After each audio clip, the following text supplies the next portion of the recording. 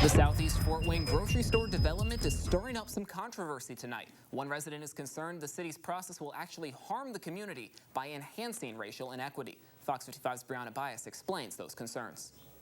When the city announced their plan to build a new grocery store in Southeast Fort Wayne, a lot of people were excited. It would change the area's status as a food desert. But as they get further into their planning process, racial equity advocate Ty Simmons is concerned. Simmons lives in Southeast Fort Wayne and knows firsthand how much the community needs a grocery store. But when he found out the city was granted $2 million of ARPA funds for the project, he became worried they'd only use about 20% of it for the grocery store and would use the rest for unrelated projects. What's going to happen is they're going to write millions of dollars worth of grants. Those funds are going to be diverted to other programs and projects outside of our community. John Perlick with the city of Fort Wayne doesn't know if they'll apply for additional grants beyond the ARPA funds. But he says grocery store development is their top priority while allocating the money. We're not going to be taking any funds that are designated for the grocery store and utilizing them in any other way that would be a detriment to the urban grocery. The city plans on partnering with an outside organization to build the grocery store. But Simmons believes they should have spent more time consulting the people who actually live in the community.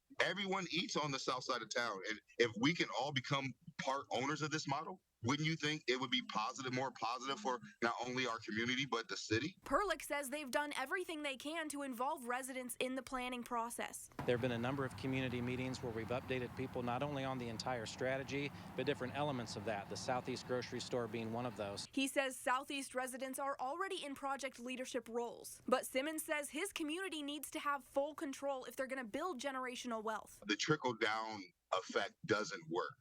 You know, we need a build from the bottom up approach. And Simmons says he now plans to rally other Southeast residents to challenge the city as well. His end goal is to see the local community control the grocery store development. In Fort Wayne, I'm Brianna Bias, Fox 55 News.